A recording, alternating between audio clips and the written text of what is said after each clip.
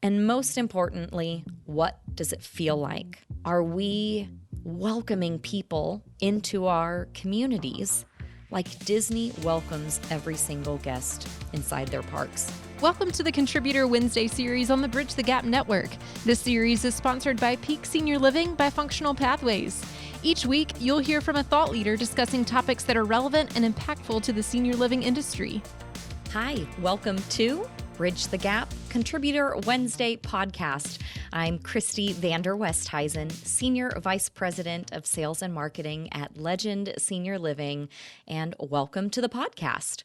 So today we're going to talk about one of my very, very favorite topics. And you know, LinkedIn is probably my second favorite topic, but my first favorite topic is how first impressions play a huge, giant role in the sales outcomes of our senior living business.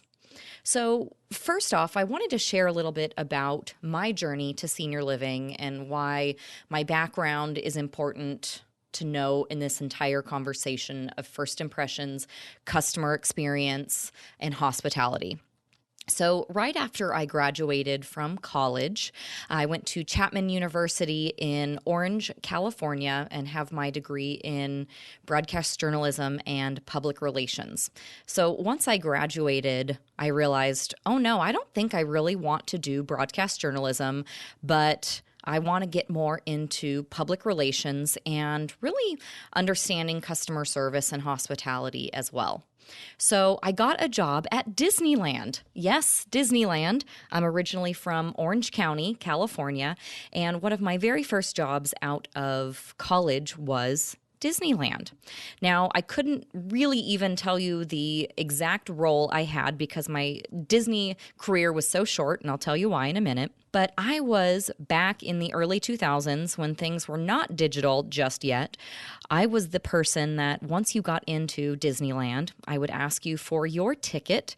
I would scan the ticket and ask you where you came from, what zip code you came from, how you got to the park that day, and where you were staying in a hotel. I was basically a data gatherer. That's what I was for Disneyland. So very shortly after I was part of Disneyland, I was offered a job at Disney Channel. And again, I had a background in the entertainment industry with my degree in film and television and broadcast journalism. I thought a job at Disney Channel sounded amazing. And honestly, it was. So I got to work on the set and production office of Phil of the Future. Some of you may or may not know that show, but it's a family from the future that is living in current times, and it's obviously a very Disney-esque show. And I loved it, but my heart was calling me to travel. And one of my biggest regrets in life was that I never studied abroad in college. And so a job on a cruise ship popped up, and I was hired as an assistant cruise director for Holland America Line and got to travel the world and eventually met my husband on the cruise ship as well. But at that time, as an assistant cruise director, think Julie from The Love Boat, if you remember that series. But I called bingo and line dance and socialized with all the passengers on the ship. Now, some of you may know Holland America Line is a very classy, mature audience and passengers. So when I was socializing with these group of passengers, I learned so many stories, and it was mostly retirees who were traveling on Holland America Line. So I got to know older adults and their stories and really just fall in love with that generation. And so when my cruise career ended, my husband and I decided we wanted to get married, and I needed a job on land to sponsor his visa because he's from South Africa. I ended up getting a job selling title insurance. And I was basically an account executive junior for a top sales rep couple in title insurance when I started. And so I did that for about 4.5 to 5 years of selling title insurance. You need title insurance to sell or buy a house. But does it fill my cup up at night with knowing I made a difference in someone's life and that I changed someone's life? Not really. I mean, everyone needs title insurance in the real estate game, but it's not something that I was extremely passionate about. So I learned all that I could about sales and forming relationships in real estate, but I knew there was something more for me in life. I loved sales, I loved relationships, but knew that I didn't want to be selling title insurance for the rest of my life. So insert a family experience. And I know so many people probably also have had this experience in senior living where their loved one moves into a senior living community. So that was my experience. My parents were overachiever powers of attorney for my grandma, who was no longer able to live on her own and really needed a memory care supportive environment for her to thrive. And they visited 12 different senior living places in 2 days. And yes, they found an amazing one, but they mentioned to me that they met 12 people that reminded them of me, and I should really look into senior living. So that was the catalyst that changed the trajectory of my life. And 14 years later, I'm still here and I'll be here for another 40 years. So I'm very, very thankful for that and that experience and my parents really encouraging me to join this industry, because without that, I don't know if I would have found this industry as soon as I did. So the reason I really explained that is I wanted you to understand my background in customer service, hospitality, the customer experience, because that really has been ingrained in me since I was really a graduate of college. So I wanted you to know that I have a little street cred, if I could call it that, with customer service and hospitality. Okay. So again, I promise you this relates back to first impressions in senior living. I would like you to think of a time when you had an amazing first impression. Okay, so I can think of a few, but Chick-fil-A, In-N-Out, Ritz-Carlton, Disneyland have all knocked it out of the park for me time and time again. Now, these locations and these companies are not a one and done type of place.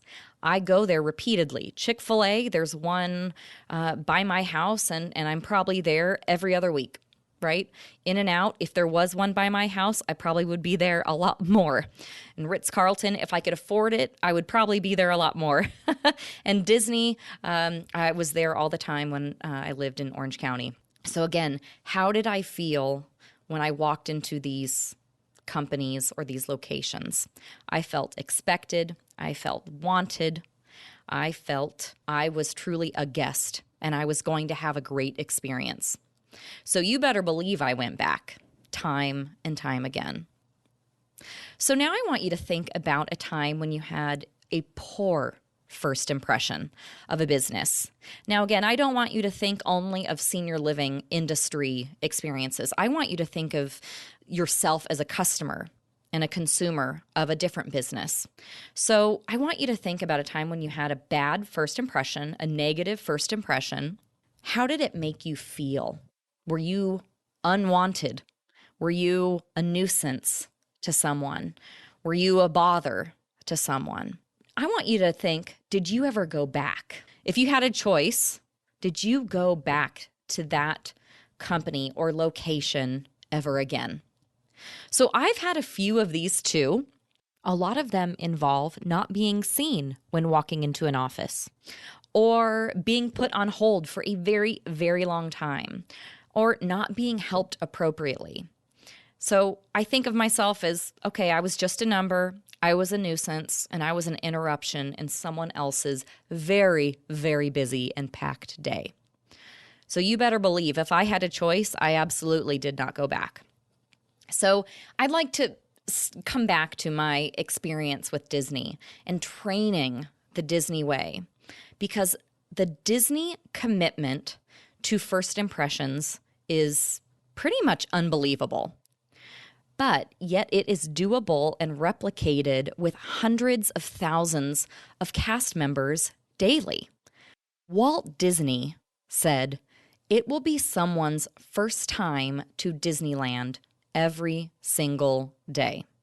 And I believe that so many of their guests, it is their very first time going to Disneyland today. And tomorrow, there will be a whole lot of new people going to Disneyland again tomorrow for their first time. So I'll be mentioning a few items from a Forbes article written by Blake Morgan, and the link is listed in the show notes if you'd like to read more about some of the topics on how Disney creates this amazing first impression and customer service experience that follows the guests throughout the park. Okay, and just a little tidbit. In the year 2018, Disney locations welcomed 157 million visitors. But here's the even more impressive part. 70% of those are repeat visitors. So I would love a 70% retour rate for all of our first tours in our communities. How about you? Would that change the trajectory of your business? It would mine. So I would love to speak more about this topic on how to get that return visitor back in your community. The first thing that we're going to talk about is creating immersive and magical experiences that Disney does. So have you ever noticed that entering a Disney theme park is like entering another world? It's immersive and thoughtful in all the details. I mean, they even put Mickey Mouse logos on the manhole covers. Everything, and I mean everything, is meticulously planned out. At Disney World, there's more than 15,000 speakers and lots of algorithms to play certain music to create a specific ambiance throughout the park. Even Disney Imagineers invented the Smellitizer, say that 5 times fast, machine to pump specific scents at the Disney parks. So for example, Main Street smells like fresh popcorn, while some rides and attractions have scents that add to their ambiance. So just because you're not an amusement park doesn't mean these details don't matter. They do. They matter. Each and every interaction needs to be intentional and immersive. The second thing that we're going to talk about is details, details, details. And yes, even the trash can is important at Disney. So you're probably wondering, okay, why are we talking about trash and why are trash cans so important? And this is the perfect display of Disney's approach to excellence in the customer experience. And the happiest place on earth should not be the dirtiest place on earth. Trash cans are often colorful and plentiful, and there are a lot of them. So you may not know this, but Disney placed trash cans within 30 feet of each other based on research that people will only walk 30 feet to throw something away. So Disney wanted a clean theme park, so every 30 feet, you'll notice a trash can. And that idea dates back to Walt Disney and one of the reasons why the parks are so clean. And so just recently, the theme parks also added sensors to some of its trash cans to monitor their use and alert custodians when they need to be emptied. And there's even an underground network of pipes to connect many of the trash cans to empty them around every 20 minutes. So I know it's a simple concept, and the dedication to trash highlights a much larger principle that you care about every detail and remove things that will hurt the experience. So again, seeing trash may not necessarily change how a customer views Disney or their experience, but a clean park and the attention to detail is what makes the difference. So I would love for you to think about what things in your senior living company or community are similar to the trash can in your community. So again, thinking about how a concept as common as the trash can is, but how Disney has elevated that experience. What in your community can be the quote-unquote trash can.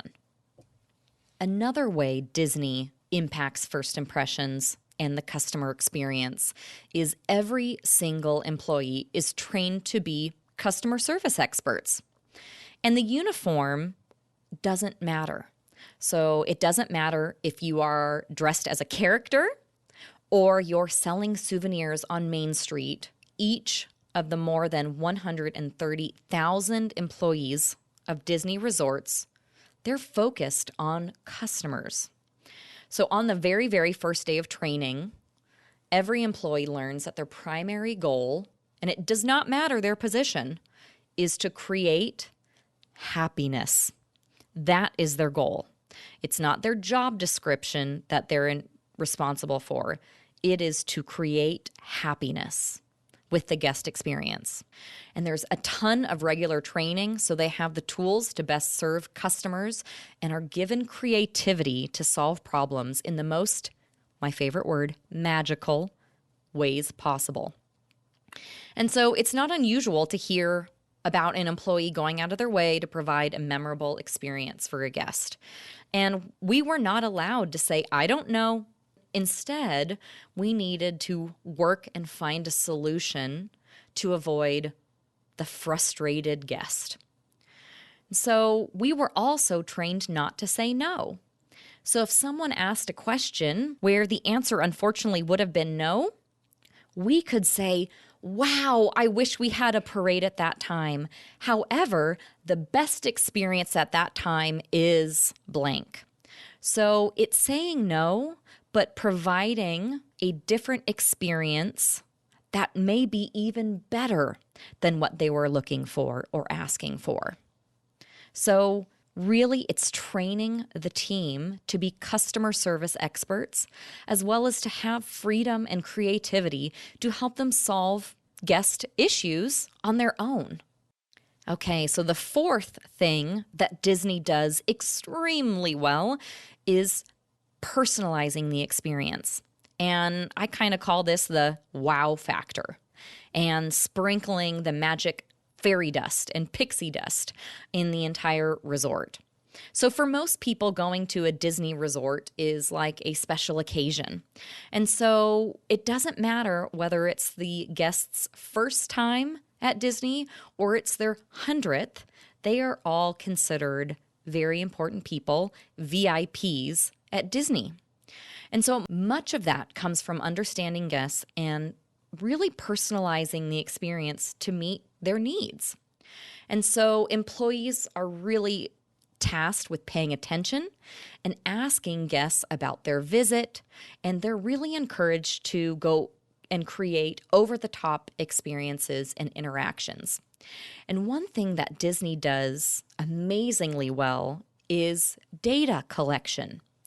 You may not know this, but Disney collects an enormous amount of data to understand guests, both as a whole and as individuals. And so Disney even applied for a patent to collect customer data by scanning guests' shoes, which would help them determine the best information on creating common paths through rides and really understanding where guests spend the most time, and to learn how to create a more customized and personalized experience for the guests. So again, each employee is trained to really get to know the guests and create personalized experiences for that person. All right, the last thing that Disney does extremely well is Disney leverages technology. So if you've gone to Disneyland or Disney World recently, you may have noticed smart magic bands that contain tickets and fast passes and payment information that are able to be easily swiped for a much simpler, faster, and more efficient guest experience. So technology plays a huge factor in the overall Disney experience.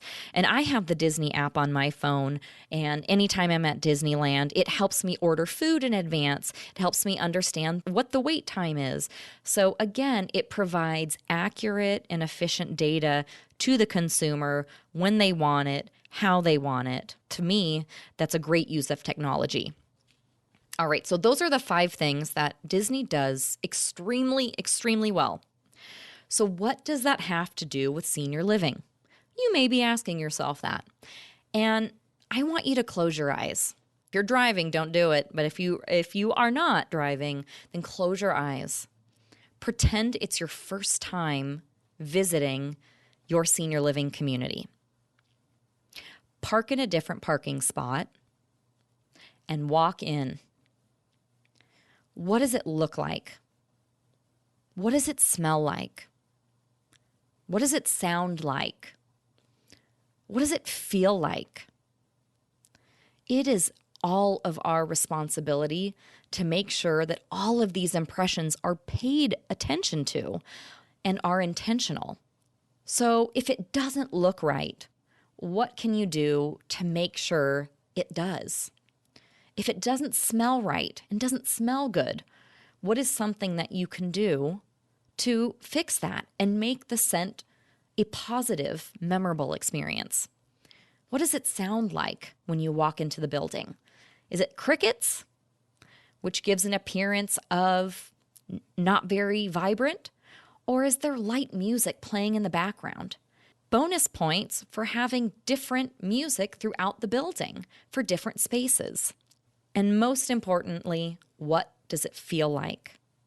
Are we welcoming people into our communities like Disney welcomes every single guest inside their parks?